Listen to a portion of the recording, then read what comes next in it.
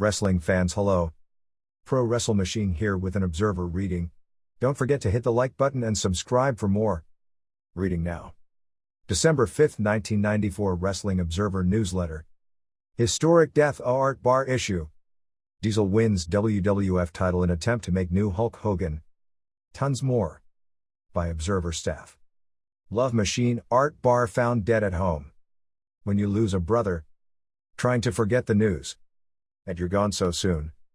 It leaves me crushed and broken. So sad, I don't know what to do. A brother is more than blood. More than just a name. Even though we have different families, we were brothers just the same. We weren't brothers in flesh and blood. We were brothers of circumstance. Sharing stories and good times. Sharing the same visions and dreams. I remember so many times. When each other was all we had. Helping to conquer the difficulties. Of being two strangers in a strange land. Yet I'm very thankful.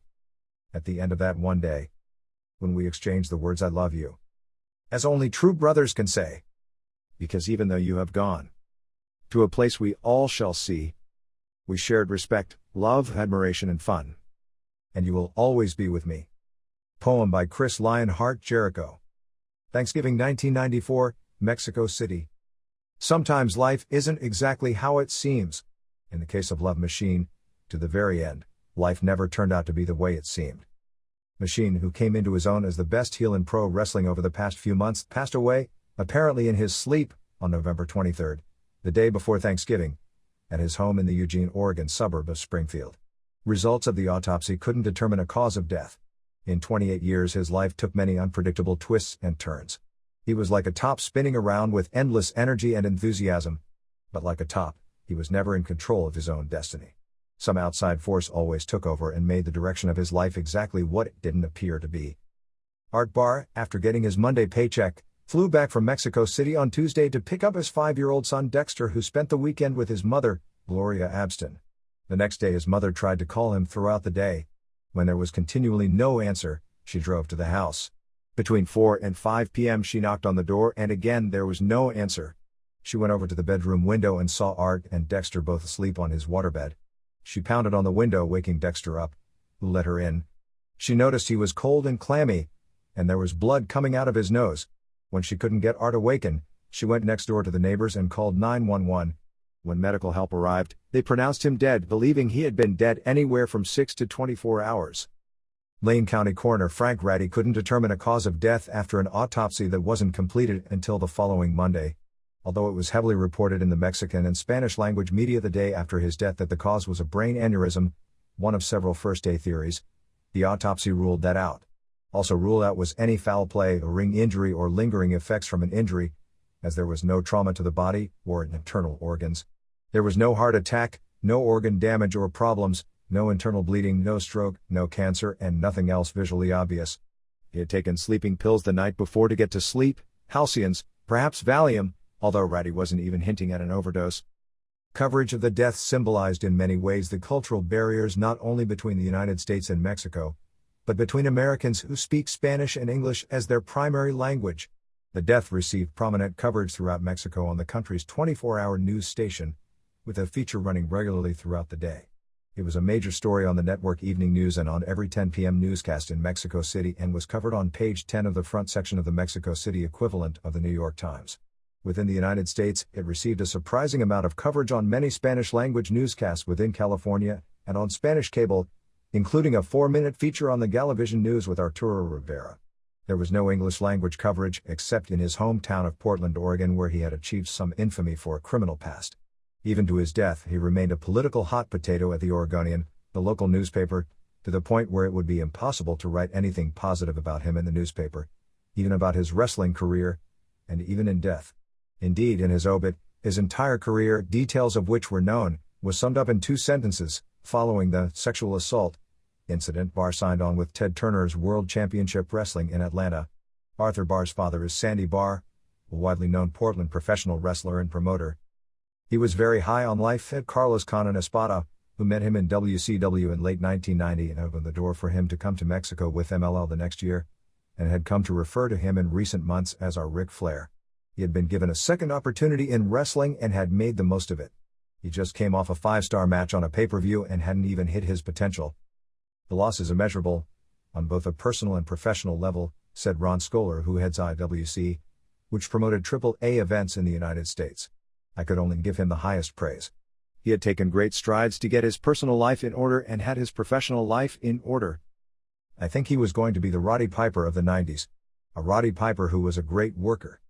His father, not surprisingly, canceled his Thanksgiving night show. In Mexico City, at the AAA office, the tears didn't stop flowing all day. 2 nights later in Compton, California, a distraught Rey Mysterio and Rey Mysterio Jr. led a moving prayer and a 10-bell salute in the middle of a wrestling ring. Later that night, Stan Stasiak and Tito Carrion hosted the local wrestling show in Portland, devoting the entire hour to him, talking about his death, the early part of his career, and aired the incident where Roddy Piper gave him his first gimmick and 3 of his matches. Hart Barr, in his all-too-short life, started as the son of a wrestler and became a too-small prelim wrestler, a top local cartoon character babyface, a prelim wrestler with a national promotion guy who disappeared in his country only to become a headliner and set attendance records for 2 of the biggest and best drawing promotions in the world, the best heel in the business and a person who changed the style of wrestling, blending the best of the styles from Mexico, the United States and Japan all have to offer into almost a futuristic international melting pot of a style. In what turned out to be the last match and quite possibly the best match of his life, he appeared on the biggest wrestling event ever in his home country produced by a foreign-based promotion.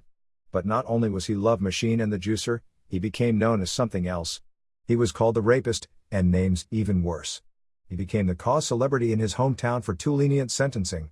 Others close to the situation believed he became a political pawn in a feud involving a local athletic commissioner, a newspaper and with 2 wrestling promotions who just didn't comprehend the situation. Love Machine was the son of former prelim wrestler Fair and Dandy Sandy Barr, who actually became a better-known figure around his hometown of Portland, Oregon for his 2 decades of service as the striped-shirted expressionless referee every Saturday night on Portland Wrestling, a local institution on CH. 12. Hart practically grew up in the Portland Sports Arena, the 2,000-seat converted bowling alley that ran wrestling every Saturday night, once a month for Tuesday specials, which his father helped Don Owen promote, and where his father ran the weekly Sunday afternoon flea market. From the age of 8, the sports arena was practically his playground. He grew up amidst the wrestling fans, the arena rats, and the local television wrestlers, the most famous of which was his hero, Roddy Piper. Piper, the local drawing card unparalleled, spent several years in Oregon, where he ended up making his home at the time when it was thought by narrow-minded promoters in larger and more lucrative territories he, at 210 pounds, was too small to ever make it big.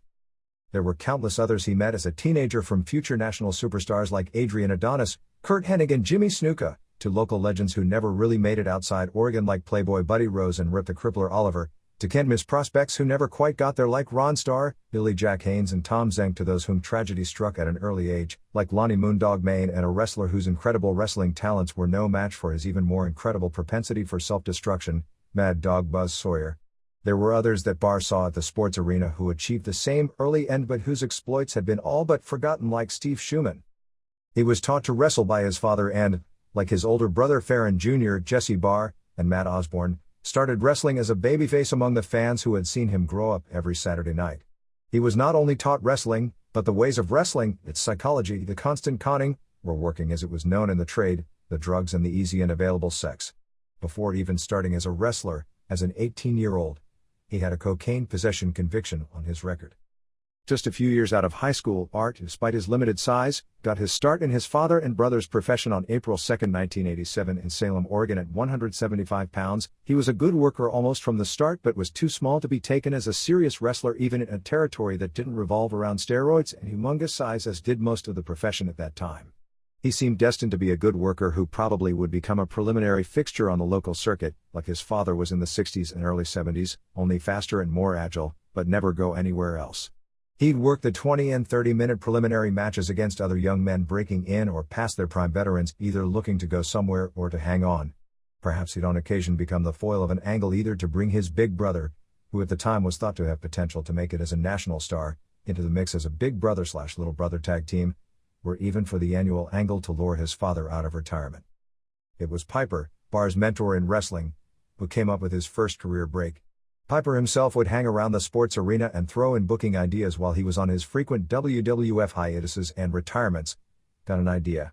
On January 21, 1989, Piper told Barr to take his standard ring gear off, changed him into raggedy clothes, put white makeup on his face, flour in his hair, and named him Beetlejuice, after the lead character of a hit movie and later a children's cartoon series of the same name. As the ultimate cartoon character in probably the most traditional style wrestling company in existence, Beetlejuice became the most popular wrestler in the promotion. He would come out to entrance music and lead a procession of kids ranging from tiny children to young teenagers, many dressed up just like him, like a Pied Piper, dancing to the ring. There, by far the smallest wrestler in the promotion, dressed like a cartoon with the flour in his hair that he'd shake and get all over the ring when he'd make his comeback, generally vanquish the bad guys, in particular a crotchety past his prime wrestler named Al Madrill who proclaimed each week how he hated kids. 6 months later, on July 16, 1989, came an incident that would forever change his life and which, within the city he grew up and in the profession he worked, he would seemingly forever be associated with. After a show in Pendleton, Oregon, Barr was with a 19-year-old wrestling fan named Angela. In the deserted armory, late at night underneath a stairwell, a sexual encounter took place. Barr was charged with first-degree rape. Since Barr had been dancing with young children like a Pied Piper on Saturday night television, and his father a fixture on the show first as a wrestler and then as a ref for some 25 years, this turned into more than a rape case. Don Owen and Sandy Barr, who were running the company, seemed to have no understanding what a powder keg they were playing with. Even after the incident hit the local newspaper, the Oregonian, Beetlejuice came out the following Saturday and every Saturday after that, and did his thing, wrestling as often as the case, being oblivious to the outside world, which often leads to problems. This caused a political tremor. Several reporters sympathetic to the victim and to the nature of the crime were appalled by this accused rapist dancing with young children and being portrayed as a hero, and for the most part, seeing the fans, particularly the kids, buy it week after week. The most sizzling newspaper copy probably ever written in the city followed over and over, most notably by columnist Margie Boole. It never let up. The promotion continued to feature his character, but started hedging its bets a little before his trial was scheduled to begin, by creating a second juicer, the hilariously named Big Juicer, Jeff Warner, who later worked briefly for WCW as JW Storm, and the two held the tag team titles twice, in early 1990.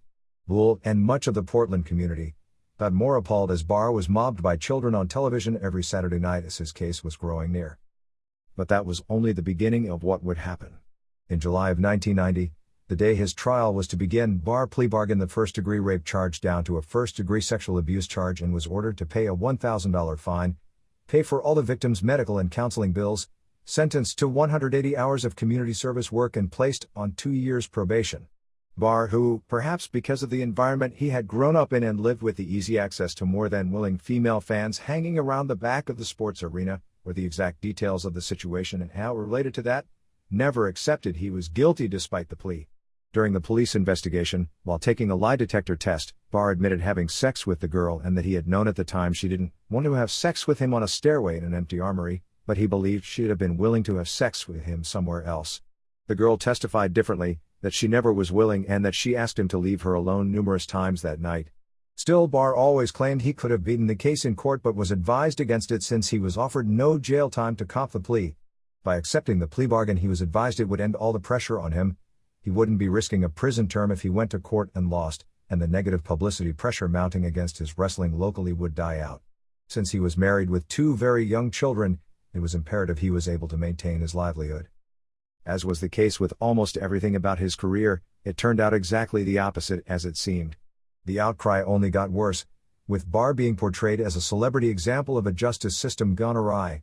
As the columnists raged, here was a television personality who admitted having sex with a woman without her consent in the back of a deserted armory, and didn't spend a minute in prison for it. The outcry from the guilty plea bargain with no time in prison was so strong the promotion finally decided to temporarily stop using him until the heat died down. But once again, nothing was as it seemed. At an Oregon Boxing and Wrestling Commission meeting on August 15, 1990, the subject of Barr came up.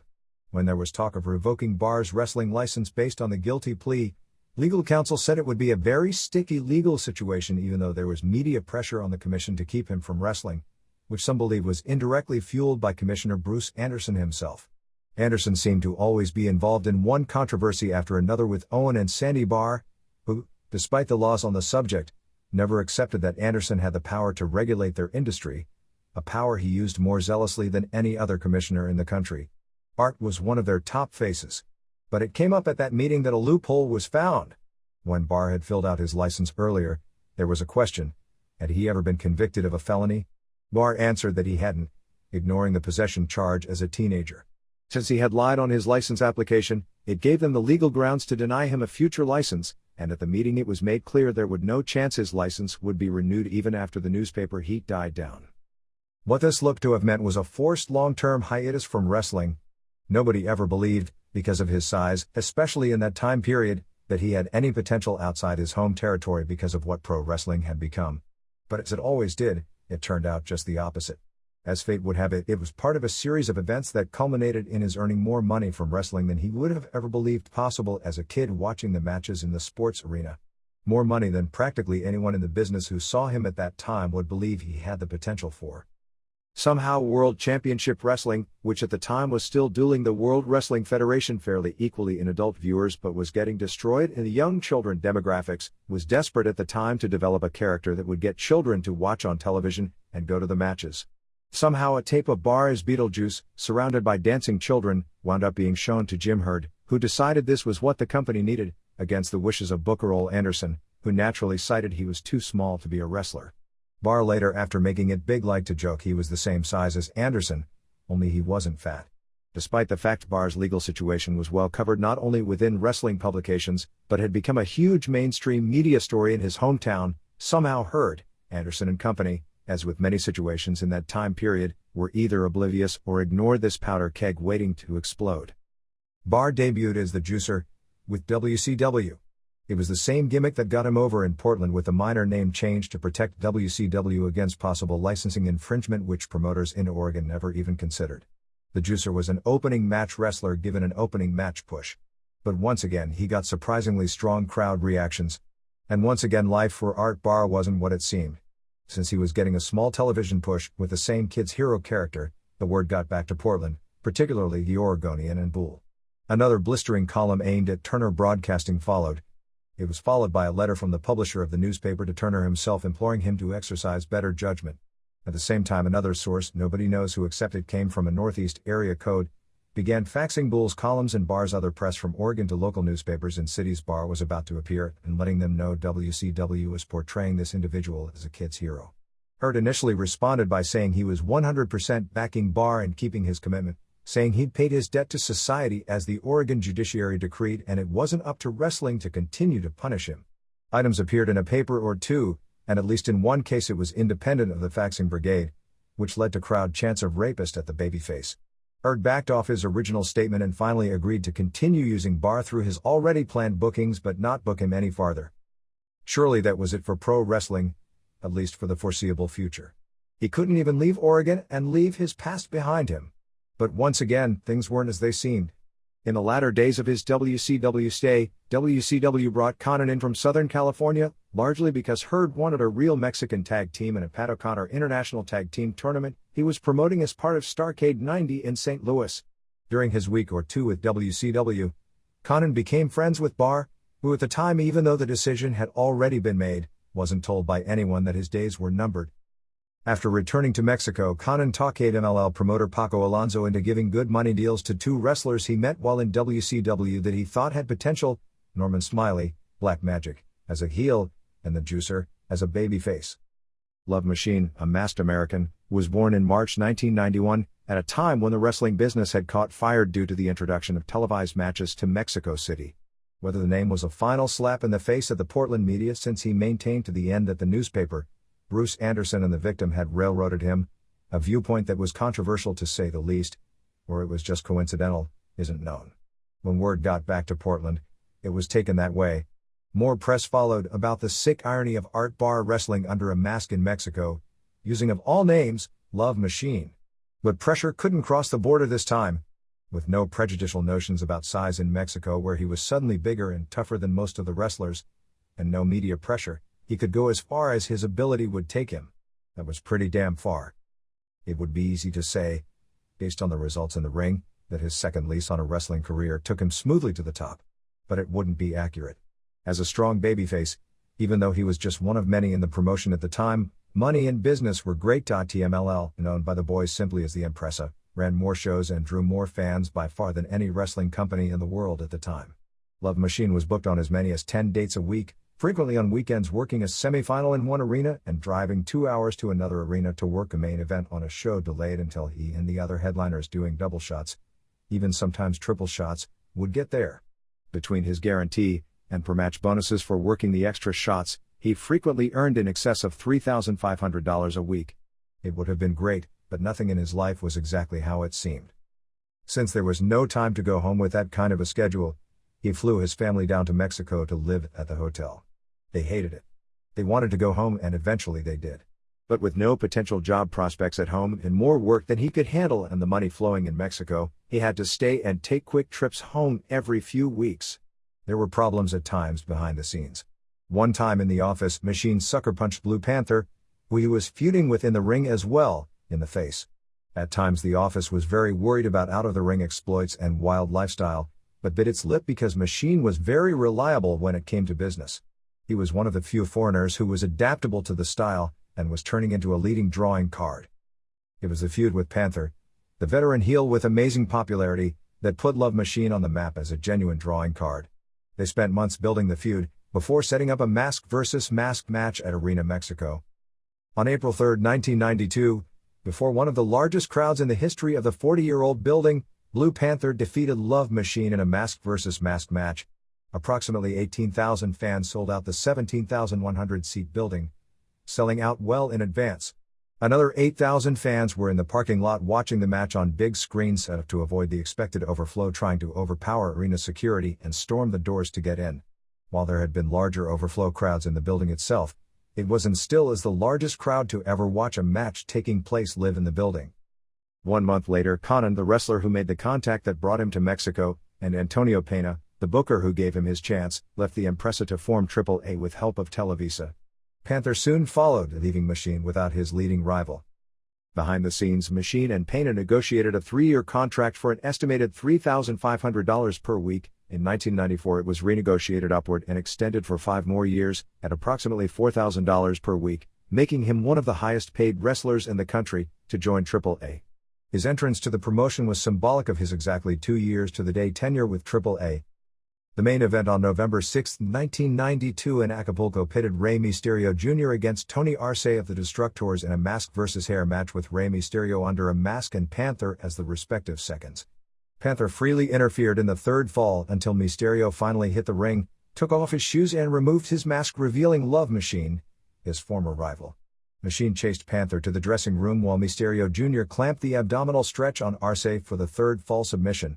By the end of the year, Barr was finally licensed to wrestle in his native Oregon and returned for a Christmas night tag team tournament where he called American Love Machine, and Conan won the Pacific Northwest tag team titles at the Sports Arena. By this point, all the controversy from his past had died out, and there were no media outcries when he was licensed or when he came back as an international star, still as a babyface. The belts were taken to Mexico, where they became renamed the AAA World Tag Team titles. The famous Wanda La Barrera sellout run, 13 sellouts in 15 weeks, climaxed by Triple Mania, followed, with Machine and Panther continuing to feud. The first major show after Triple Mania was July 18, 1993 in Tonalá, Jalisco, a suburb of Guadalajara, headlined by Machine's hair versus Panther's mask. It drew what was believed to have been the all-time record of 20,000 fans for the Guadalajara market. Panther began the match as a heel, although he always had his share of support. Machine as a face. Sometime in the third fall that changed. One look. One cocky smirk. 1 or 2 lifting up his beaten opponent at the count of 2. That's all it took. No outrageous interview. No bizarre angle. Maybe in 1 minute, 90 seconds at the most, and everyone in the building caught on, and not only did they react, they were infuriated. After 6 years of playing babyface, Love Machine had found his professional calling. While Machine lost that match via disqualification for using the dreaded Tombstone piledriver, and had his head shaved while Panther went out on a stretcher, he had just found the key to real superstardom. 1 month later, Eddie Guerrero and Leo Del Santo were partners in a trios match with Machine on the other team. Machine unmasked Santo, put the Santo mask on, and started beating up Guerrero. Guerrero then turned on the real Santo after Machine gave him his mask back. The next week, Guerrero formed a team with Machine, and the Gringo Locos were born. The Gringo Locos literally changed the style of Mexican wrestling, with Guerrero introducing more and more of the New Japan's stiffer offensive style and suplexes, and Machine introducing American-style heel big bumps in the ring, Ric Flair-style chops, and combining it with the Mexican high-spot style, and an incredible array of facial expressions, with the others younger wrestlers quickly emulating, they took Lucha Libre to the next level. The two almost immediately became the top tag team in Mexico.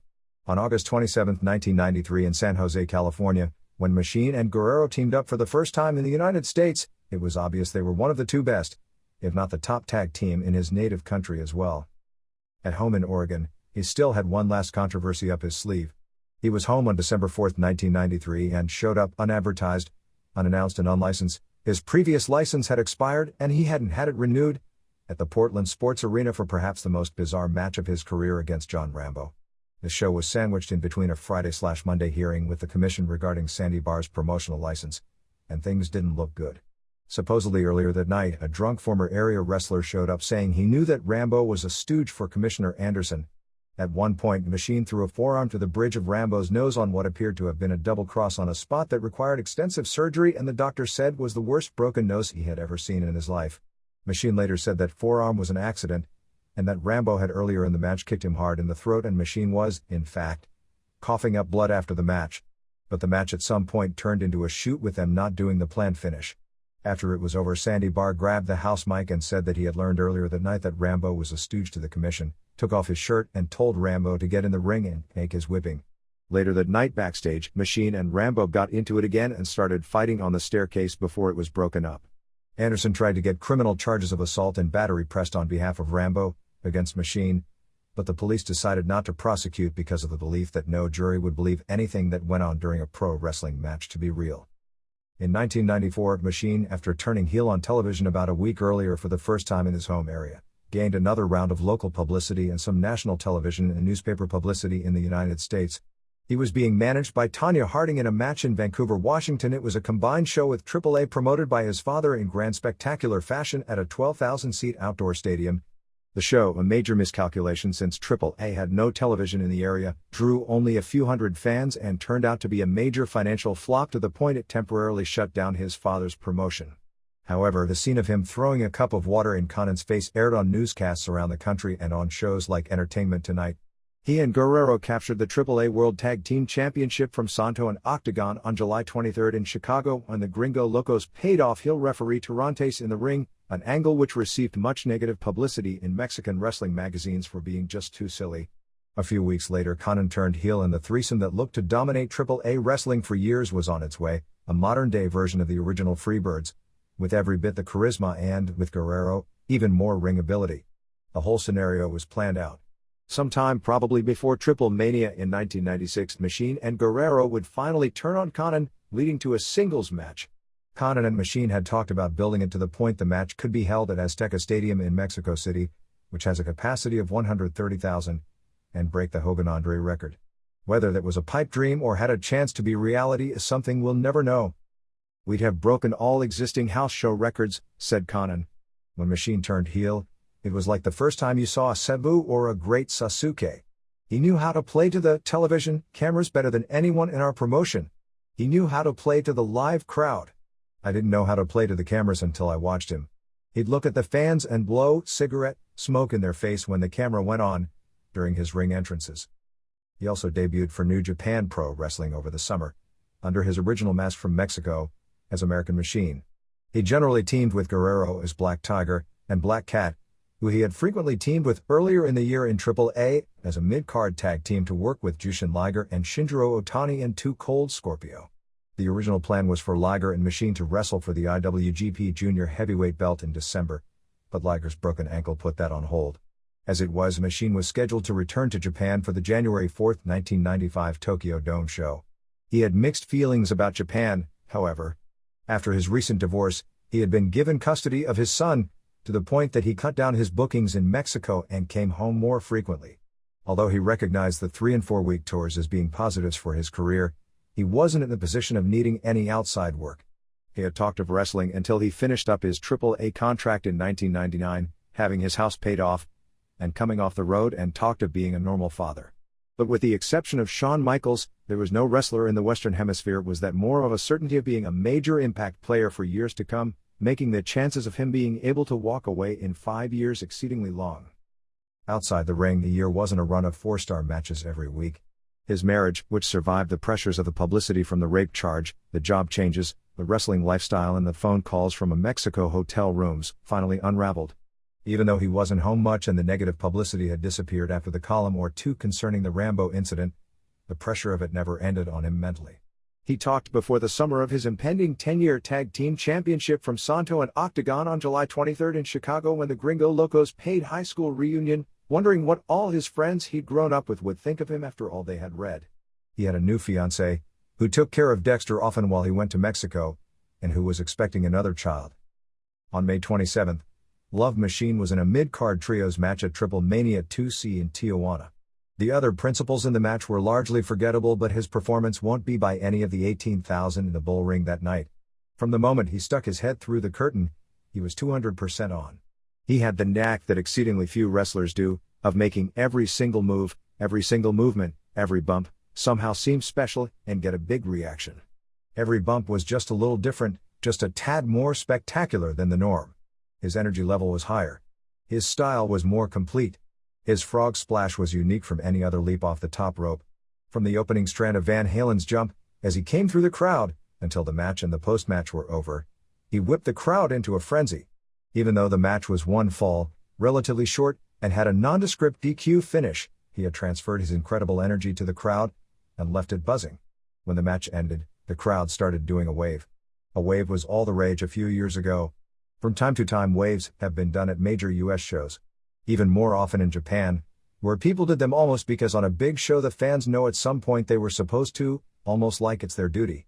But this wasn't a wave because there were TV cameras there, or a wave to do a wave, like at the WrestleMania in Toronto when fans did it while a match was actually going on, ignoring the match itself. This was a wave caused by one wrestler, who they all hated, but who gave them so much energy they couldn't sit still when it was over. Love Machine's last match took place on November 6 in Los Angeles, and stole the show on the When Worlds Collide pay-per-view. While he was originally put on the card was revamped and he was taken off. It looked much lobbying from both himself and outside forces, along with agreeing to get his head shaved, to get the planned Sandow vs. Guerrero singles mask vs. hair match turned into the double mask vs. double hair match on the pay-per-view. It turned out to be one of the best matches of the year in the United States. He wanted to wrestle on the show badly enough to agree to lose his hair at something of a bargain-based price, $7,500 plus bonuses based on gate and buy rate. Make no mistake about it. He was well aware of just how good he had become, and that few outside Mexico knew it, and that this was his chance to show it. He was also aware that no matter what he did in Mexico, what crowds he drew, or even in the United States for that matter, it wouldn't be accepted or respected within the provincial American wrestling hierarchy unless people saw it with their own two eyes. There was nobody more focused on leaving no stone unturned and having the best match of his life and making sure that people understood that he was what he thought he was. A few days before the match, he was so excited he just couldn't wait. This was going to be the hardest show in the country to steal, but he and Guerrero were stealing it. He'd planned and plotted for weeks on how. A few weeks earlier in Japan, Chris Benoit and Shinjiro Otani screwed up a move they planned to debut as the finisher in the New Japan Junior Heavyweight Tag Team Tournament, where Guerrero was on Pegasus' shoulders and Otani was to come off the top rope with a Frankensteiner. Otani couldn't maneuver his weight correctly in midair and the move didn't come off as planned. Machine and Guerrero decided they were going to debut the move on pay-per-view. And get it right. Which they did. Yet when it was over, Machine was actually slightly disappointed. Maybe the letdown of when something you anticipate for so long actually takes place and is over leaves one with an empty feeling. Almost a perfectionist when it came to analyzing his own matches to begin with, he was almost never completely satisfied and always looking for ways to improve and experiment. He thought the first fall was too short and they rushed in other spots due to pressure on cutting the match down in time. When people who have never seen you or haven't seen you in years and when they last did you were nothing but a prelim boy, read things like someone is the best heel in the world, in most cases the reaction is natural skepticism and readying to be disappointed. Nobody was. The scary part was, he had only been a heel for 15 months. And he was only going to get better. People could no longer dismiss him because he was only 5'10" and 200 pounds, or because his fame was as an American flag-clad heel in Mexico, or because even in front of big crowds in the United States, it was only Mexicans that were watching and that because of that somehow none of that counted. And finally, within his profession, he had something in his present, and no longer his past, that he would be immediately associated with. His reputation was made with an exclamation point. Even if he were to never work for an American promotion, within his profession, he'd be known as a superstar commodity. His future in wrestling, finally, was guaranteed. But as with the rest of his life, for the final time, things weren't as they seemed.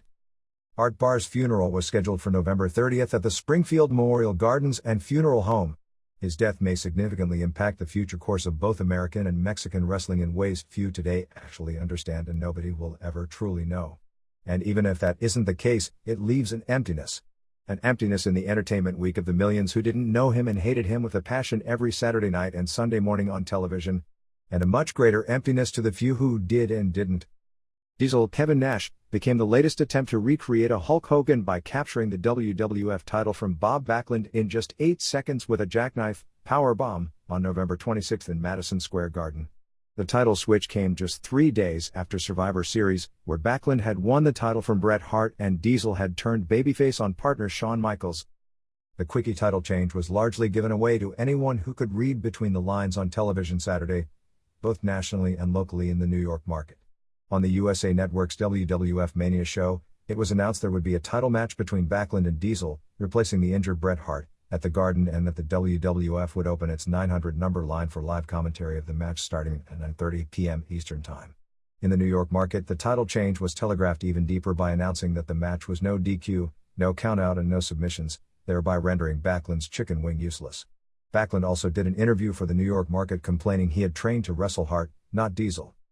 At the Garden before a crowd estimated at 7,300, announcer Howard Finkel made the announcement of the match but stated, in a tease, that it would be a non-title match, and then exuberantly corrected himself after a supposed change of plans given to him by agent Rene Goulet. Earlier in the show, Backlund did a live interview to a chorus of heavy boos claiming he would be a much better moral leader than Hart, while fans chanted for both Hart and Diesel. The match itself was short, as it needed to be because of who was in there, with all the fireworks adding to the huge crowd reaction to the title change. Later in the show, Diesel came out to thank the fans amid another barrage of fireworks, and he was called the leader of the new generation on Monday Night Raw Live on November 28. Nash, 35, billed at 7-0, he was listed as 6-9 when he played basketball, is a Michigan native who played college basketball at Memphis State in the late 70s and played in European leagues for a few years in the early 80s. He started bodybuilding and was working as a bouncer at an Atlanta club where wrestlers and WCW management frequently hung out, and the huge bouncer caught the idea of several who talked him into trying wrestling. The plans were to give him major pushes due to his size from the beginning, but he flopped in his original roles of Master Blaster and Oz, and eventually became Vinny Vegas as a tag team partner of Dallas Page, a character that was basically the prototype for his Diesel role. In 1993, over a contract dispute, he left WCW where he was going nowhere in prelims, to join WWF as Shawn Michaels' bodyguard.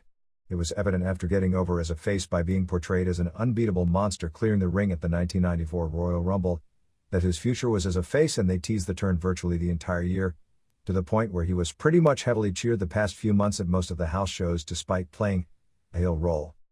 Backlund, 45, who held the title twice between 1978 and 1983, got the honors of being the 3-day transitional champion, and until Shawn Michaels recovers from his hand injury and can return to the ring and wrestle, will be the headliner who opposes Diesel on his first house show run. Survivor Series. Thumbs up 90, 39.0%. Thumbs down 112, 48.5%. In the middle 29, 12.6%. Best match poll.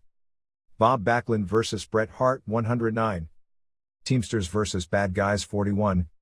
Undertaker vs. Yokozuna 14. $1 Million Team vs. Guts and Glory 10. Worst match poll. Royal Family vs. Clowns RS 146. Bob Backlund vs. Bret Hart 19. $1 Million Team vs. Guts and Glory 15. Undertaker vs. Yokozuna 11. Teamsters vs. Bad Guys 9. Clash of Champions final poll results. Thumbs up 22.09. 0%. Thumbs down 203, 83.2%. In the middle 19.07. 8%. Best match poll. Vader vs. Dustin Rhodes 172. Worst match poll. Jim Duggan vs. Steve Austin 77. Hogan and Sting and Dave vs. Kevin and Butcher and Avalanche 53. Johnny B. Bad vs. Honky Tonk Man 33. Based on phone calls, letters and fax messages to the Observer as of Tuesday, November 29. Statistical margin of error, plus minus 100%. In a quiet manner which almost typified his career, Rick Steamboat, Richard Blood, certainly one of the top 5 wrestlers of the past 2 decades, came to the decision that his pro wrestling career has come to a close.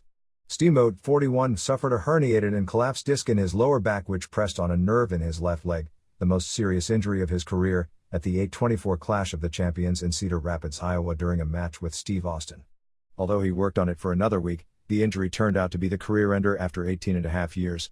There had been a lot of talk dating back to September that Steamboat wouldn't be able to return from this injury, or if he did, it wouldn't be until the early part of 1995. He had originally wanted to wrestle through the end of 1995 to make it an even 20 years, but 3 doctors, all independent of one another, told him he had a 70% chance of rupturing the disc had he continued to wrestle, which would have required extensive surgery. WCW had also decided to not renew its option on his contract. As it was, the past 8 weeks of 3-hour-a-day rehab was one of the mentally toughest processes he's gone through.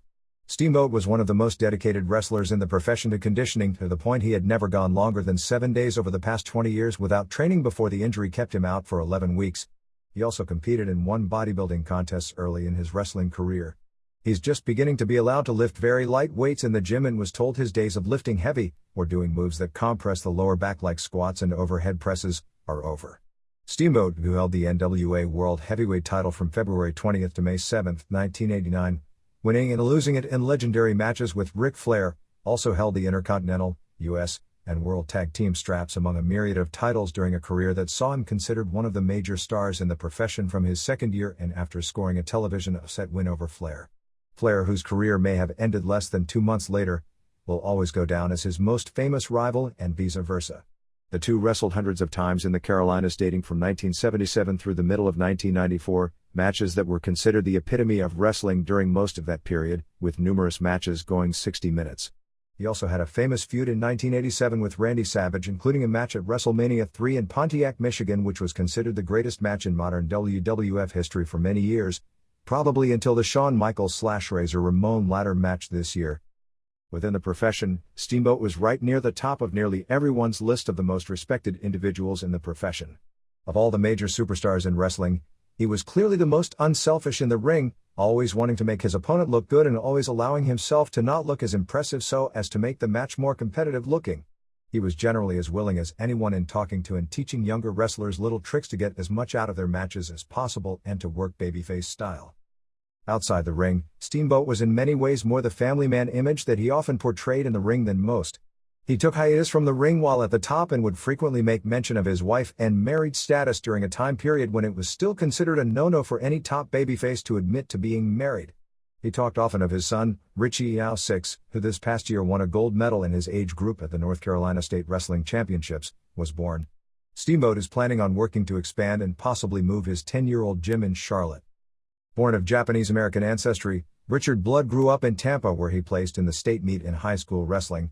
He was originally trained by Vern Gagne and given the name Sammy Steamboat Jr., after a Hawaiian wrestler who was a major name in the 60s, and billed as being from Hawaii.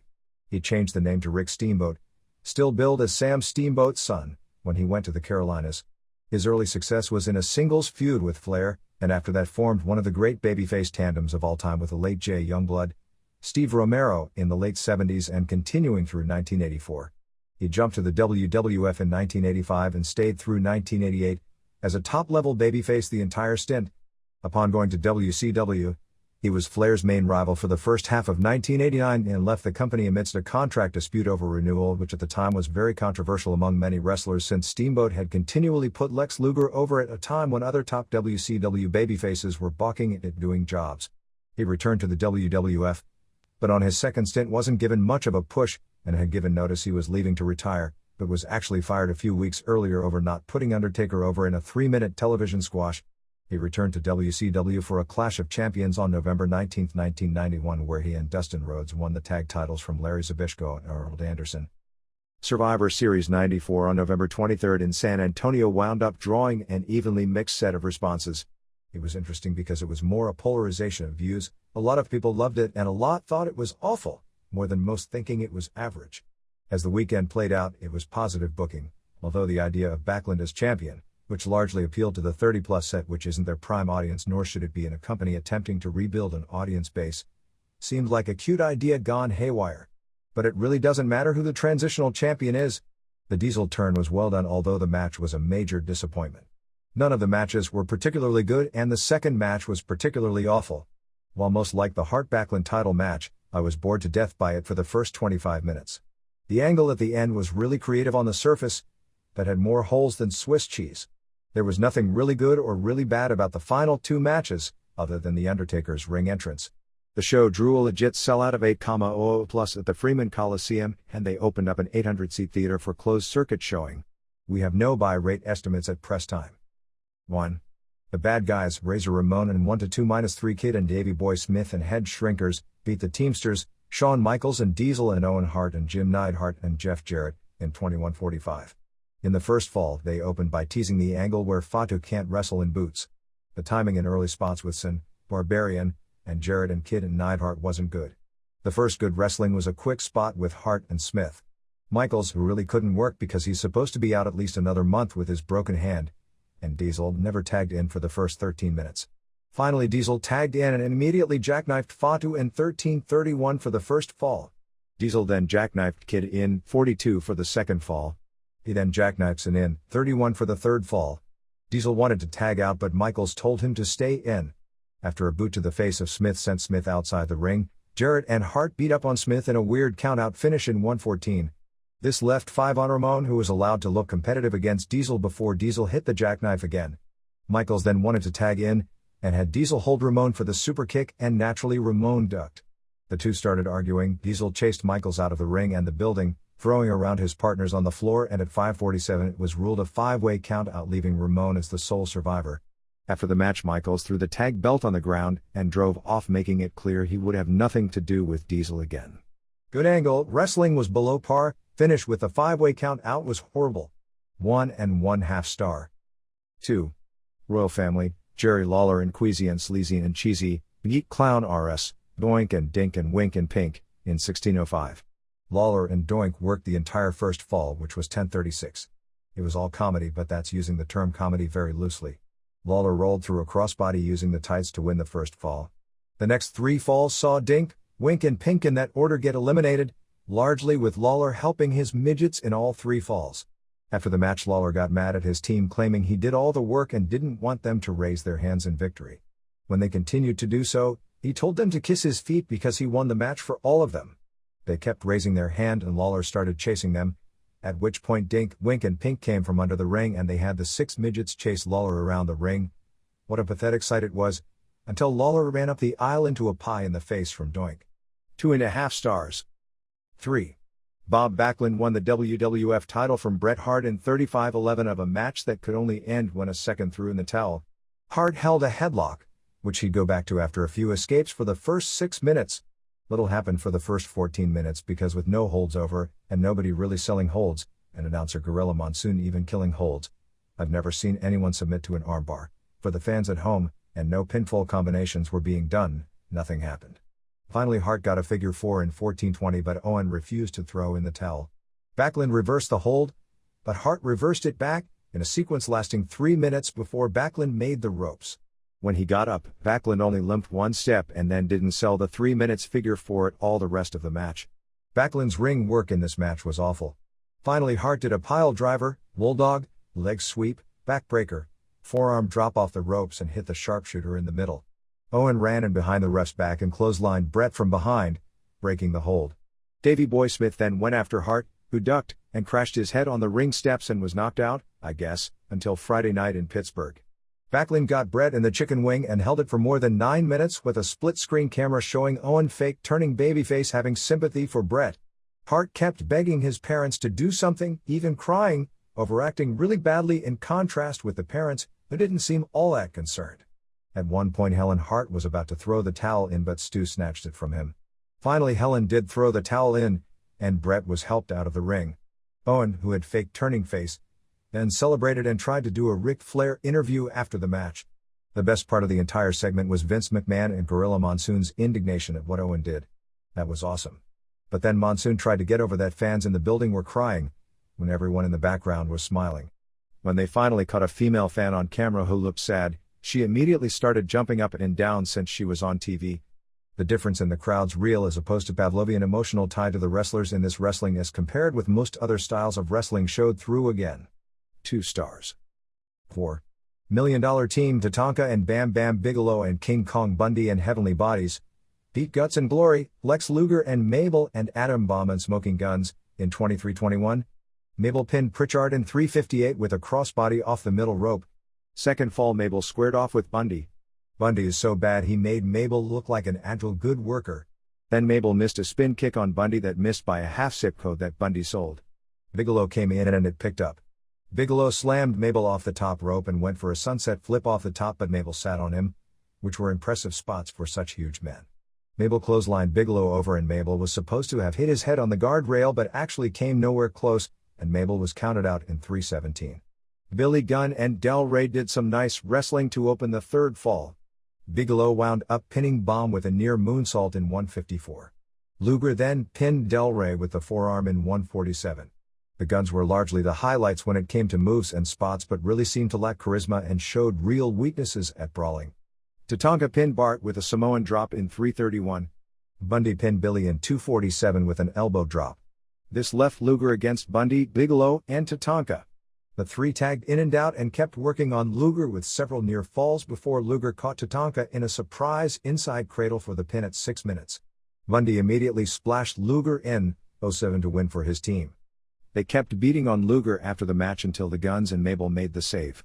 2.5 stars. 5. Undertaker beat Yokozuna in a casket match in 15:24. Chuck Norris guarded the aisle to keep any heels from interfering, got the biggest pop thus far in the show. They turned the lights down and did a thunder and lightning storm type ring entrance for Undertaker that was the special effects highlight of the show. Match was much better than their house show matches. Yokozuna put Undertaker in the casket after a urinage and leg drop, but Undertaker blocked, closing the lid. At one point Undertaker decked Jim Cornette. After a clothesline off the top, Undertaker tried to roll Yokozuna into the casket. At this point Bundy and Bigelow came down and IRS ran in from the other side as they had Norris distracted and put Undertaker in the sleeper. Undertaker was put in the casket by IRS, but everyone was occupied by the Norris situation and Yokozuna spent 4 minutes selling the flying clothesline. When he finally recovered and went to close the casket, Undertaker grabbed his throat. Jarrett then ran down to be Norris' fall guy, taking a weak-looking kick and selling it huge. Jarrett ran away, Undertaker hit another flying clothesline, a DDT, and the tombstone broke Fuji's Japanese flag and put it over Yokozuna in the casket. 2.5 stars. EMLL. The tag team tournament comes down to the finals on December 2nd at Arena Mexico with Emilio Charles Jr. and El Satanico versus Pierre Roth Jr. and Dr. Wagner Jr. in a battle of heel teams, with the winners facing Silver King and El Texano for the vacant CMLL World Tag Team titles. Crowds for the tag team tournament, which began November 11th, have been in the 8,000 range each week. Quarterfinals on November 18th saw Wagner and Pierre Roth over Dos Caras and Blue Demon Jr., Vampiro Candiense and Apollo Dantes over Negro Casas and Dandy, Satanico and Charles over Ultimo Dragon and Hayabusa, Atlantis and Corazon de Leon over La Fiera and Shocker. Semis on November 25th saw Charles and Satanico over Atlantis and Corazon and Wagner and Pierre Roth over Vampiro and Dantes. Blue Demon Jr. won a mask versus mask match in which he vowed to retire if he lost over Grand Sheik, revealed to nobody's surprise as Arias Romero, at Pista Arena Revolucion on November 17th. Newspaper reports of the November 11th show reported Vampiro, normally a face, working against the Garza brothers, was met with a majority of boos. Papers are also reporting Vampiro will debut as a boxer or kickboxer in December. Vampiro also has a Sunday feud at Arena Coliseo with Wagner. 2 more rules the commission looks to be implementing are no more brother versus brother matches, and that in singles matches, the wrestlers must be within 10 kilograms, 22 pounds, of each other, which I guess eliminates Brasso de Plata from all singles competition. All Japan. The first key match of the tag team tournament was November 25th in Osaka before 5,200 as Mitsuharu Misawa and Kenta Kobashi went to a 30-minute draw with Toshiaki Kawada and Akira Tao. As of press time, those 2 teams, along with Giant Baba and Stan Hansen and Steve Williams and Johnny Ace, remain unbeaten. Next tour is Jan 2 to Jan 29 with Hansen, Williams, Ace, Dan Crawford, Doug Furness, Johnny Smith, Tommy Rogers, Bobby Fulton, Tom Zenk, Chris Condito, and Tommy Dreamer. Biggest show of the tour will be on Jan 19 in Osaka with Kawada making the first defense of his Triple Crown. New Japan. Keiji Mutoh and Hiroshi Hasi captured the Iwgp tag titles from Hawk and Power Warrior on November 25 in Iwgp when Mutoh pinned Hawk clean in the middle with a Frankensteiner in 25:37. This may spell the end of the Hellraisers as a team since Power is going to work as Kensuke Sasaki at the Tokyo Dome. Mutoh and Hasi have 2 title defenses scheduled in mid-December and again at the Dome against the Steiners. Also on that show, Mr. No Charisma Norio Onaga kept the junior title pinning Wild Pegasus. Please don't ask me to begin to be able to explain that. Tatsumi Fujinami had his 3000th career match on November 23 in Koriyama, making Osamu Kido submit. His career record, including DQs, tags, 6-mans, 8-mans, etc., is 2,021 wins, 706 losses and 273 draws. The latest printed rumors are that Antonio Inoki's opponent at the Tokyo Dome will be Tony Palmore, a karate protege of Monster Man Eddie Everett, a karate star who Inoki had a famous 1977 mixed match against. Other Japan notes. Even though Asia Kong in the ring at the Tokyo Dome said she was vacating her WWA title since she was pinned in the V-Top Women tournament by Akira Hokuto, it was announced that Kong is still champion and will defend the title on December 4 in Yokohama in what is billed as a WrestleMarine Piat special against Yumiko Hata. Mayumi Ozaki and Hikari Fukuoka beat Candy Akutsu and Cutie Suzuki on November 27 in Tokyo to earn the right to challenge Atsuko Mita and Mima Shimoda for the JWP Tag Team titles on the JWP show on Jan 8 at Korakuen Hall. FMW has a major show set for December 20 in Nagoya with another Atsushi Onita vs. Mr. Pogo headliner, this time in a lumberjack match. This match was set up with an angle on November 23 at Korakuen Hall where Pogo hit woman wrestler Miwa Sato with a baseball bat and he had lit on fire, causing Onita to demand a match vowing revenge. 3 other lumberjack matches on the show: Tarzan Goto vs. Hisakatsu Oya, Sabu vs. Damien and Big Titan vs. Gladiator, plus a 10-man elimination street fight with FMW vs. Wing, a women's street fight and a battle royal to fill the vacant independent junior title. Great Sasuke had it and I guess it must have been vacated. While in Japan, Bull Nakano said she was going to talk to the WWF about bringing in either Asia Kong or Kyoko Inoue to be her tag team partner. Appearing on the EVA December tour will be Dick Murdoch Leatherface, Rick Patterson, Original Leatherface, Mike Kirchner, Johnny Gomez, Miguel Perez, Olympico, EMLL, Aguila Negra, EMLL, and Kendo Nagasaki. Michinoku is running some shows in southern Japan in mid-December. Jinsei Shinzaki will return for this final tour, but his final match will be December 17, teaming with Taka Michinoku against Super Delphin and Grand Naniwa.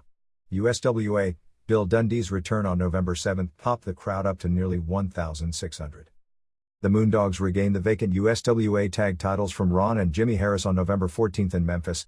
However, the Beauty and the Beast tag teams stole the belts before leaving the ringside area. Wolfie D returned from Puerto Rico and said JC Ice would be back with him before long and they'd be after the belts. Jerry Lawler, who wasn't on the card November 21 because of the Raw tapings, was at the studio on November 19 challenging Spellbinder to a match presumably on November 20 since Spellbinder is the #1 contender for Sid Vicious' title after defeating the departed Buddy Landell, headed to NWA Texas. Complete November 28 show had Reggie B. Fine vs. Doug Basham, D vs. Sergeant Victor, Moondogs vs. Beauty and Beast for the belts, Frank Morrell vs. Scott Bowden and On a Mission vs. Vicious and Spellbinder and Tommy Rich and Doug Gilbert vs. Brian Christopher and Bill Dundee in a death match. Spellbinder, Del Rios, did an interview saying he never interferes in matches to help Vicious, it's just that he feels sorry for the guys Vicious wrestles and wants to help them. Lawler came out and the two got into an argument before Spellbinder walked out. They aired a clip from November 14 with Dream Machine in for 1 week, teaming with Rich and Gilbert vs. Lawler and Christopher and Dundee, which saw Bowden keep interfering and punched Ref Morrell, who went wild and started throwing old-style forearms at everyone. Bowden did another hilarious interview which was really a throwback to the old Jimmy Hart interviews of 12 years ago, talking about how he hated Lance Russell's suits, Dave Brown's commentary and all senior citizens. He said every time Frank Morrell goes to the ring to referee that the fans all take wagers on whether he'll survive the match without dying. SMW.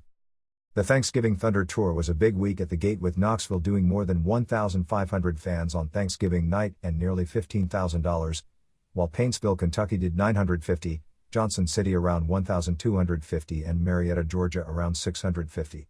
Results all 4 nights were pretty similar, with Gangstas beating Rock and Roll Express all 4 nights due to interference from D.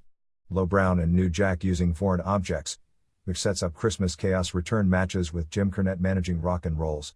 The matches were said to have been pretty hot but on the short side. Bob Armstrong pinned Bob Orton, subbing for Abdullah the Butcher, so after the match Cornette had to kiss Armstrong's feet and he can never feud with Armstrong again, and Armstrong retires to become commissioner once again. Those matches were pretty bad. Fans in Knoxville were very upset about Abdullah the Butcher not being there and there were some refund chants, while in Johnson City, fans seemed let down but there was no strong negative reaction. The biggest pops were when Ron Wright kicked Jim Cornette with his loaded boot to score the pin in tag matches with Dirty White Boy and Bruiser Bedlam as the respective partners. In Marietta, they used local promoter Sam Kent instead of Wright, who has no history there, and that wasn't as good.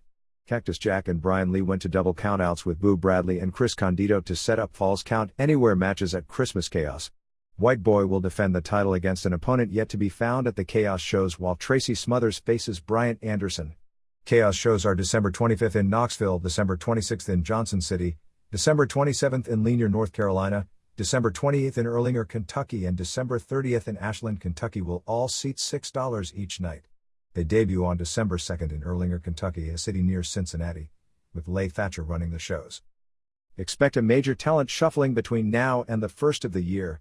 Lance Storm finished up this past weekend and is returning to Canada. Condito will wind up either working heavily with All Japan with a regular schedule and here for spot dates in between, or going to WWF. Most expect Brian Lee will wind up with WWF at some point, and Bruiser Bedlam may as well. No word on who will be brought in to replace them, although we may get an idea next week since they're doing TV on December 5th in Princeton, West Virginia. ECW. Next ECW Arena show is December 17th with Shane Douglas vs. Ron Simmons for the title. Public Enemy defending the tag title against Sabu and Tasmaniac, 911 in a handicap match versus Pit Bulls, and Sandman vs. Cactus Jack. We're told Sabu didn't crack any vertebrae in the injury a few weeks back but did receive a pinched nerve here and there. Another Ultimate Warrior sighting was supposed to take place on November 19th in Harlingen, Texas. However, once again Jim Hellwig was nowhere to be found. Apparently the promotion knew about it and called someone the Ultimate Warrior who didn't even look close after attempts to bring in Jungle Jim Steele, a local bodybuilder called Leif Erikson and Rick Larabus, Mark Valiant, failed. At the NWA meetings, Steve Rickard was named chairman of the NWA and Dennis Coraluzzo and Howard Brody were put on the board of directors, although until a major wrestling company joins with them, this is just a paper organization. The other NWA in Dallas drew its biggest crowd to date with 790 fans, largely to see the return of Kevin Von Erich on November 26. Coming out with Skander Akbar, Von Erich received 65% cheers when he first came out. They did an angle where Dick Murdoch, Greg Valentine and Black Bart attacked him with Valentine using the figure four. He was pretty well over as a face the rest of the show, and beat Valentine in the main event. Sam Houston and Buddy Landell debuted on the card with it looking like they were beginning a Landell vs. Jid feud. Chaz Taylor is now doing the handsome stranger gimmick, coming out with a winner's mask and presenting it to a woman at ringside before every match. However, the group ran Thanksgiving night in Greenville, Texas with Von Erich and drew only 65 fans.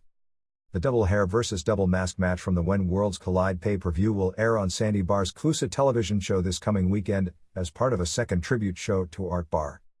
Rey Mysterio Jr., Psychosis and Phobia will be appearing on an indie show on December 23rd in Compton, California. Hardy Kruskamp, who wrestled from the 30s through the 50s and held some minor world title recognition and later was a promoter on the West Coast, passed away on November 12th at the age of 88 in Pacifica, California. AWF in Chicago is doing another set of tapings on November 29th and November 30th. They are spending money to bring in 400 actors and actresses to serve as an audience for the 9 shows. Another former wrestler, Ken Skishika, who wrestled as Ken Kenneth, passed away in New Zealand in October at the age of 82. He was a major draw in New Zealand in the late 1940s. Tracy Smothers, Cactus Jack, Rock and Roll Express and Jimmy Valiant appear for Pro Wrestling International on December 12th in Greenville, Mississippi. Longtime Georgia indie wrestler Steve Lawler, Daryl Gower, had his final match on November 26th for Peach State in Warner Robins, Georgia, wrestling as The Flame. He's moving from Georgia to Alabama to manage a Home Depot store. Tracy Smothers and Ricky Morton will be appearing for Circle City Wrestling in Indianapolis on December 8th to 15th-22. The December 3rd Lucha Libre show at the Amphitheater in Chicago was canceled. John Studd is said to be recovering well from his bone marrow transplant but was still hospitalized at press time. AAA. Expect an all-new booking direction since Love Machine was such a prime part of everything. They were doing big shows from November 27th through November 30th in Monterrey, Nuevo Laredo, across the border from Laredo, Texas, Reynosa and Matamoros, all on the Texas border, this week, and they have a major show on December 2nd at Juan de la Barrera Gym in Mexico City. The show will feature a tournament of 4-man teams under captain's fall rules, which means only the captain can get pinned to constitute a fall, and the rule that you can pin 2 wrestlers who aren't the captain to win a fall are thrown out, plus Rey Mysterio Jr. versus Karloff Lagarde Jr. After Perro Aguayo returned from Japan, he told Antonio Pena that he wanted to retire after Triple Mania, although he may change his mind.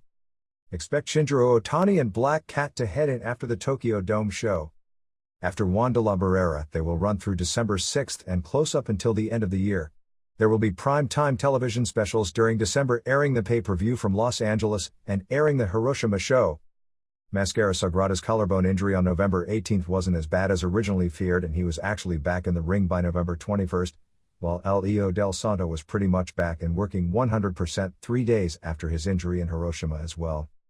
The final night of the Japan tour on November 21st at Hakata Star Lanes near Fukuoka drew a sellout 2,250 with a 4-man teams tournament which saw Otani and El Samurai and Great Sasuke and Gran Hamada, who they were talking with about coming in here at some point in 1995, beating Santo and El Mexicano and Sagrada and Aguayo in the finals. Major matches this week had Latin Lover vs El Sanguinario in a hair versus hair match on November 27th in Monterrey. Sanguinario surely lost since he's now wrestling as King Lion, and Juventud Guerrero defends the world lightweight title against Rey Mysterio Jr. on November 30th in Monterrey. Madonna's boyfriend, Luis Piccoli, is history already and is likely headed to WWF under another name. Entire Gringo Locos concept may be dropped since Machine was the integral part of it. At the Mexico City show, Conan's team in the tournament consists of himself, Misterioso, King Lion, and Chicano Power. Galavision this past weekend was from November 4th in Mexicali, which was already covered a few weeks ago when the show took place live. This coming weekend should be November 13th from Juarez, with the Conan Aguayo title change. La Parka apparently is an island unto himself since after turning against Jerry Estrada on the heel side. His first match on the face side saw him turn on Santo in Octagon after submitting in the third fall to Estrada in a trios match. Lizmark and Volador and Super Muñeco will be the top challengers for Payasos Mexican Trios belts since they beat them in a non-title match which will air in highlight form on television this week. In addition, they ran an angle where Elvis hit Heavy Metal over the head with a guitar for a third fall DQ finish. While the rest of the crew was in Japan, they were running Dynamitas vs Payasos on top. WCW. Pretty uneventful taping on November 28th at Center Stage for either the December 10th and some of December 17th, or December 17th and December 24th television shows. Nothing of consequence happened the first show except for a humorous incident that probably won't make TV where ring announcer Gary Michael Capetta introduced Avalanche as being over 5 pounds. Steve Regal was scouting Jean-Paul Levesque during his squash win over Scott Armstrong. Blacktop Bully Barry Darsow debuted on the second show, acting as if he was a green wrestler with Rob Parker and Mang at ringside. Jeff Gaylord received a tryout match billed as the All-American and looked bad. The biggest news is that at the tapings, Rick Rude and Kurt Hennig showed up in suits and ties and were introduced to the crowd to huge babyface pops and signed autographs and heckled Barry Darsow. Eric Bischoff and Tony Schiavone, they put the voice tracks on in studio usually the week before the show airs, wound up joining them later. Rude was in working on settling his lawsuit while Hennig is negotiating once again to come in. There has also been lots of talk regarding Jim Hellwig and Bret Hart. In the case of both, a lot of it was started by Gene Okerlund doing a totally worked, read that made-up report on Where's Ultimate Warrior. He's been wrestling in Japan, saying he'll be joining either WWF or WCW within 60 days, although WCW officials say it isn't going to happen. In the case of Hart, that appears to have been a rumor started by WCW as Gene Okerlund on his hotline stated WCW is in serious negotiations with him. Actually, several sources say there have been no negotiations whatsoever. Even if Hart was interested in leaving WWF, with Hulk Hogan and Ric Flair in charge at WCW, it would be very difficult for him to put his career in their hands after what he's said about them, although as Randy Savage shows, when it comes to wrestling, for a buck, most people will forget about anything. Brian Pillman, who recently filmed an episode of Baywatch, is expected to get a renewed push as a heel in the Cruiserweight champ role. The Omni Thanksgiving show that was canceled the Friday prior only had 285 tickets sold. Due to miscommunication, advertising for the show continued throughout the market 5 days after the show had been canceled. However, the November 25th show in Albany, Georgia drew more than 2,000 and November 26th in Dothan, Alabama drew about 1,100. Arnold Anderson blew out his knee in Albany and was on crutches at television.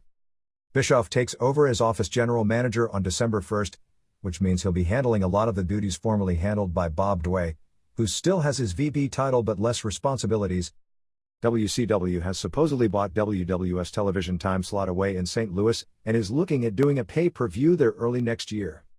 Savage is expected to make a live appearance on television to tease his appearing at Starrcade, in which he won't make clear whether he's coming as a face or heel. He pretty much gave the latter part away, appearing November 27th on Chet Kopic's cable sports talk show, where he said he didn't know if he'd shake Hogan's hand or slap him. He's definitely coming in as a face, and I'm virtually certain he'll be getting the belt in 1995. Savage was 100% in character on the Kopic show. Read that 100% working, not even admitting he was no longer with the WWF or going to WCW, and challenging either Bob Backlund, not realizing he'd lost the strap, or Hogan to title matches, but putting enough more emphasis on Hogan to read between the lines. He said he didn't like commentating and wanted to wrestle, and trying to work the eventual storyline into that he simply went where he was offered the title shot first. Savage said if he did go to WCW it would be a lateral move financially, and heavily praised McMahon and WWF. Callers and Kopic brought up steroids and he gave incoherent ramblings, and when Kopic brought up that wrestlers didn't have a union, he gave an equally incoherent response. One caller made mention that Ric Flair let Hulk Hogan walk all over him, and another asked if the reason Bret Hart, Yokozuna and Ultimate Warrior are going to WCW is because of steroids, which momentarily turned his face pale. Television ratings saw Saturday Night on November 19th do a 2.2 rating. The live Sunday show, Sting vs. Avalanche, did just a 1.9 and Pro a 1.2. The Clash replay did a 1.6, which is better than most Clash replays do.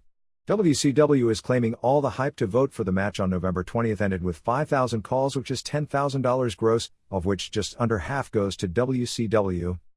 Hogan appeared in a halftime free throw shootout with Mr. T at the Chicago Rockers CBA game on November 26, winning the $1,000 to favorite charity 8-7.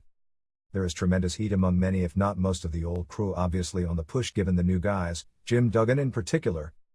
At Starrcade show will be Hogan vs. Butcher for WCW strap, Sting vs. Avalanche, Duggan vs. Vader for US title, Mr. T vs. Kevin Sullivan, Harlem Heat vs. Nasty Boys, Johnny B. Bad vs. Honky Tonk Man, Jean Paul Levesque vs. Alex Wright, and I Believe Stars and Stripes defending against Pretty Wonderful. Take away the Hogan and Mr. T matches and that's pretty well the lineup at all the January house shows, except Steve Austin will return from torn knee ligaments in mid-January to fill in against Duggan while Vader is in Japan. WWF. Expect a major influx of new talent over the next few months. Besides Kensuke Shinzaki, as mentioned last week, headed in are expected to be Brian Armstrong, Louis Piccoli, Mark Canterbury as a new Hillbilly Jim character called Henry Godwin, as was debuted this past weekend on videos, better known as WCW Shanghai Pierce, and Brian Lee, who debuted as Jeff Jarrett's mystery manager on November 28th in Poughkeepsie. Chris Condito and Tammy Fitch have been talked about as trying to recreate a Blonde Bombers tag team with Condito and another wrestler managed by Fitch, a modern-day Ray Stevens and Pat Patterson gimmick. Although I don't know this for sure, I'd suspect Diesel getting the strap so soon indicates no Jim Hellwig, since with Diesel, Undertaker, Hart, Ramon, and Luger, he'd at best be well down the pecking order, and with the money he wants, combined with the fact that without steroids there wouldn't be an Ultimate Warrior, as we know it, it doesn't make sense for the company in the direction they are going. For those in the Bay Area, the entire house show situation is a fiasco. The next house show is December 30th at the Cow Palace with Diesel vs. Backlund, Undertaker vs. IRS, etc. However, there have been advertisements galore for a December 3rd date with Backlund Hart on top, as late as the November 20th Raw show, a date that was cancelled more than a month ago. We reported a December 3rd date here last week because we kept seeing the ads, and were then informed it had been moved to December 30th. However, ads for December 3rd with the outdated lineup, including Diesel still teaming with Shawn Michaels as a heel, continue to run. In addition, there are thousands of freebie tickets all over town for a December 3rd show, some of which were mailed out as late as last week. I was told this isn't the only market these problems are occurring in, and it's due to internal restructuring. The IcoPro company was sold and is no longer a part of the Titan structure. Titan is also talking about traveling out of the Northeast and going back to larger arenas for television tapings, feeling the change away from that has taken away from the company's television product and major league luster. The problem isn't the size of the buildings the shows are filmed in. The problem is what's being filmed. First step will be Jan 8 in Houston, Jan 10 in Corpus Christi, and Jan 11 in South Padre Island. Also Jan 23 in Palmetto, Florida, Jan 24 in West Palm Beach and Jan 25 in Fort Myers. Word we're getting is they'll be doing tapings in California in March. Jacques Rougeau and Vince McMahon had a major falling out that received some press in Montreal last week. As mentioned here last week, Rougeau was trying to put on a show on Jan 29, the same day as the Super Bowl, at 60,000-seat Olympic Stadium. Originally Ed Cohen, who handles arena bookings for Titan, had, at the request of Rougeau, talked with stadium management, but Titan balked when they wanted $280,000 in rent and setup fees. Rougeau then negotiated the price down to $154,000, and just as he was ready to ink the deal, McMahon told him he didn't think the time was right and that the company or the city was hot enough for such an undertaking. In addition, as it would come to pass, the match Rougeau wanted to headline with, Backlund defending against Pierre, couldn't take place by that time, which he wasn't aware of. There was a story on November 22 in the Journal, which portrayed Rougeau, who was going to donate $1 from every ticket to a local children's hospital, as being denied by McMahon the chance to raise $60,000 for a kids' charity. It appears from the outside, however, that McMahon made the right move because traditionally WWF has a tough time drawing big return crowds after a blowout show, as the last Montreal card was, and even 15,000 to 20,000 would look bad in a building that large. Rougeau then immediately contacted Jimmy Hart about bringing WCW in, with Rougeau already suggesting coming out of retirement to either wrestle or team with Hogan, and use Savage vs. Pierre as the co-feature, figuring coming out of retirement so shortly after such a major retirement match would wash locally because the event would be for charity. But since WCW only has weak English language cable that nobody watches in Montreal, trying to run a building that large, even though Rougeau has a morning drive time show and access to huge amounts of local publicity, still seems out of their league. Rougeau is also interested in promoting local shows using local talent and maybe bringing in 2 to 4 outside headliners from WCW. Raymond Rougeau at last report was supposedly trying to reopen the door with McMahon and his brother, since his brother had been vehement all week that he would never speak to McMahon again, claiming he pulled the rug out from under him. Pierre, who looks caught in the middle, looks to be getting a renewed push if he signs a new deal with Titan, doing a Parada Morgan gimmick with an eye patch. Yokozuna is done as of Survivors and reportedly is having some minor surgery and is expected to return in April, although WCW has expressed interest. Backlund's first and only successful title defense was November 25 in Pittsburgh, losing via core to Davey Boy Smith. Bret Hart will be out of action until January, selling the shoulder injury from the 9-minute chicken wing. During that period he'll be filming an episode of Lonesome Dove. The November 20 SummerSlam preview show drew a 2.1 rating, the lowest rating in history for a pre-pay-per-view USA Network special. Other ratings for the weekend saw Raw do a 2.5, Ramon vs. Diesel, Action Zone 1.8 and Mania 1.4. On Action Zone on November 26, they aired the match and interview Diesel had and did from the Garden the night before. On the live Raw on November 28, Jerry Lawler was back doing color. IRS vs. Adam Bomb ended when a guy in a cloth who came out with IRS, who turns out to be Tatanka, shoved Bomb off the top and he was pinned. Luger made the save. Diesel did an interview which was entirely too long and he isn't smooth at all as trying to be a face. This isn't to say this isn't going to work, but if the Diesel thing is to work they have to be careful and leave it in short doses, like 911 in ECW, because it won't work if they don't keep the matches and interviews short. His weaknesses will be exposed if they aren't careful not to let them be exposed, because a great deal of his charisma was the ability to stand there and do nothing and take the rub off Michaels. The gist of it was he'd give Bret Hart a title shot. Bob falling down. Backlund ended the show wearing a Nutty Professor suit and bow tie, acting like he was out of his mind and saying he'd put Vince McMahon in the chicken wing before he retired. Lots of talk. This is the beginning of an angle for WrestleMania. Also taped in Poughkeepsie for future Raw shows saw Lee debut as Jarrett's manager, with no name given, probably a new Diesel-type bodyguard role, and interfering, allowing Jarrett to beat Smith on next week's Raw in a so-so match. They had 2 matches with the Bushwhackers versus Well Done. In the first, Harvey Whippleman's interference gives his team the win. Bushwhackers come back in a rematch being managed by Howard Finkel, and Finkel pulls down Whippleman's pants and leads the Whackers to victory. Shinzaki debuted, managed by that ever-charismatic Akio Sato, looked very good, Shinzaki, not Sato. IRS beats Luger, but in the process Luger reveals the Druid as Tatanka.